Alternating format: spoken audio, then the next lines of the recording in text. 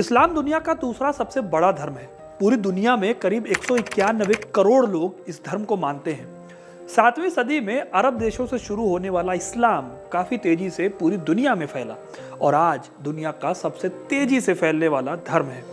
आज के वीडियो में हम इस्लाम के इतिहास की बात करेंगे। कैसे दुनिया में इस्लाम की शुरुआत हुई, इसे लाने वाले पैगंबर मोहम्मद कौन थे और इस्लाम के आने के बाद से अरब कैसे बदल गया। तो वीडियो को एंड तक जरूर देखिएगा, क्योंकि अपना इतिहास नहीं जानोगे तो खुद को कैसे पहचानोगे। इस्लाम एक अब्राहमिक रिलीजन है, यानी कि वो धर्म जो अब्राहम को अपना पैगंबर मानता है। इस्लाम के अलावा ईसाई और यहूदी धर्म भी अब्राहमिक रिलीजन ही माने जाते हैं। इस तरह से इस्लाम हो, यहूदी हो या फिर ईसाई धर्म हो, तीनों धर्मों की शुरुआत में पैगंबर अब्राहम का इंपॉर्टेंट रोल रहा है। हालांकि जहां एक तरफ इन तीनों में से यहूदी धर्म सबसे पुराने धर्मों में से एक है, वहीं इस्लाम 7वीं सदी में शुरू हुआ था। इस परंपरा के आखिरी पैगंबर थे पैगंबर मोहम्मद, जिन्होंने अरब में इस्लाम को शुरू कराया था। लेकिन अरब में इस्लाम से पहले क्या था?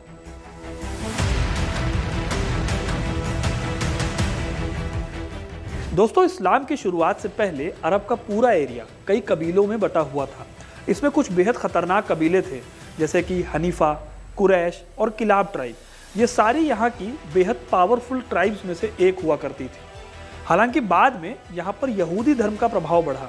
यहूदी रेड सी से जुड़े एरिया में रहते थे और औस और खजरा जैसी ट्राइब्स के साथ मिलकर ट्रेड का काम करते थे।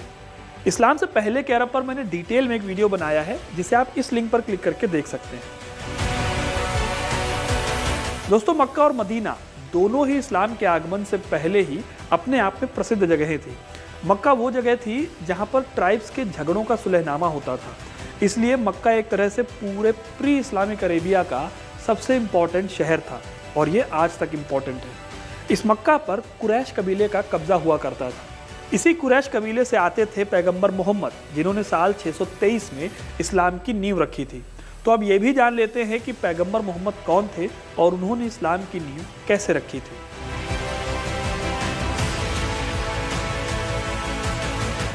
पैगंबर मोहम्मद मक्का शहर में साल 570 में पैदा हुए थे।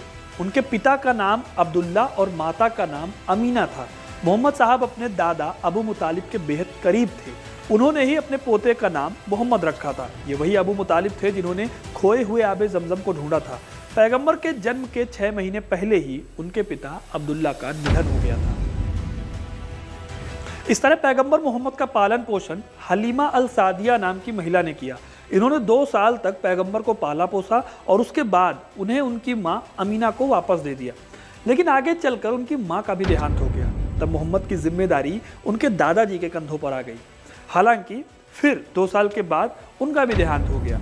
इस तरह से मोहम्मद का बचपन बेहद कठिन था।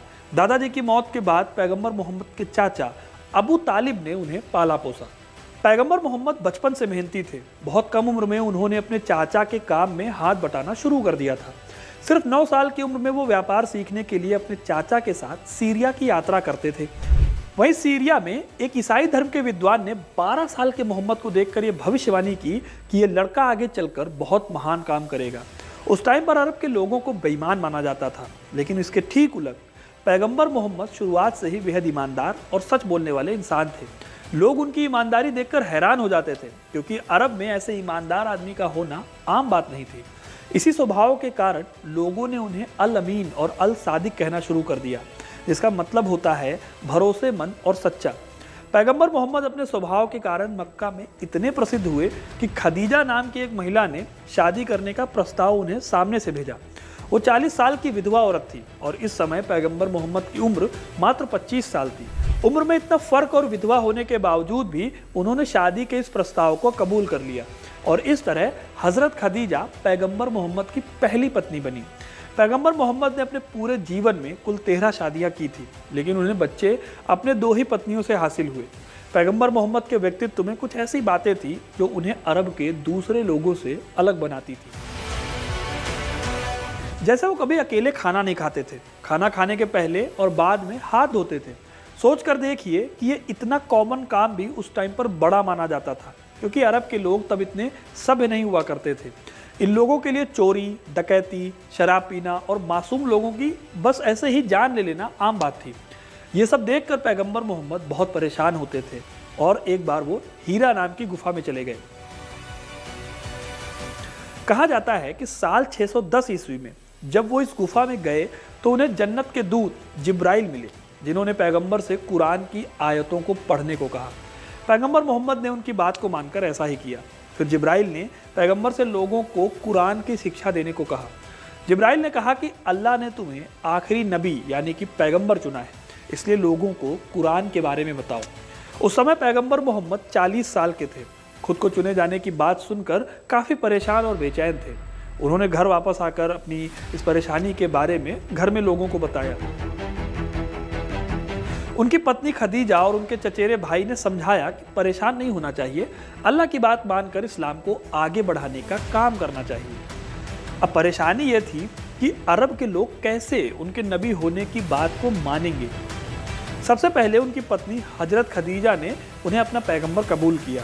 इसके बाद उनके दोस्तों ने फिर धीरे धीरे पैगंबर अपना काम करते रहे और करीब 3 साल तक इस्लाम की शिक्षा देते रहे। 613 ईस्वी में पहली बार उन्होंने आम लोगों को कुरान की शिक्षाएं देनी शुरू की। उन्होंने लोगों से कहना शुरू किया कि उन्हें अल्लाह का संदेश मिला है कि ईश्वर एक है और वो इंसानों को सच्चाई और ईमानदारी की राह पर चलने को कहता है। उन्होंने मूर्ति पूजा का भी विरोध किया, पर मक्का के लोगों को ये बात पसंद नहीं आई। लोगों ने उनका मजाक बनाया, यहाँ तक कि साल 622 में उन्हें मक्का छोड़कर जाना पड़ा। पैगंबर यहाँ से फिर मदीना चले गए। मुसलमान इस घटना को हिजरत कहते हैं। यहीं से इस्लामी कैलेंडर हिजरी की भी शुरुआत होती है। मदीना में कुछ लोगों ने उनके धर्म को फॉलो किया और तब उन्होंने मक्का वापसी की। यहाँ साल 623 में उन्हें अपने ही चचेरे भाइयों से बद्र की लड़ाई लड़नी पड़ी। इसमें मोहम्मद की 313 लोगों की सेना ने करीब 900 लोगों को हरा दिया। ऐसे ही एक एक करके उन्होंने अपने कई विरोधियों को हराकर इस्लाम कबूल करवाया। धीरे धीरे इस्लाम अरब के बाकी हिस्सों में फैल गया और फाइनली साल 630 में पैगंबर मोहम्मद ने मक्का पर भी कब्जा कर लिया। हालांकि यहाँ कोई लड़ाई नहीं हुई। पैगंबर ने मक्का पहुंचकर काबा में रखी तमाम कबीलों की मूर्तियों को तुड़वा दिया और एक अल्लाह की इबादत करने का संदेश दिया। इस तरह से साल 632 में पैगंबर मोहम्मद की मौत के टाइम तक इस्लाम पूरे अरब में फैल चुका था और आगे चलकर इस्लाम को पूरी दुनिया में पहुंचाने का काम उनके बाद के धर्म गुरुओं ने किया, जिन्हें हम खलीफा नाम से जानते हैं। तो दोस्तों, ये थी कहानी इस्लाम के उदय की।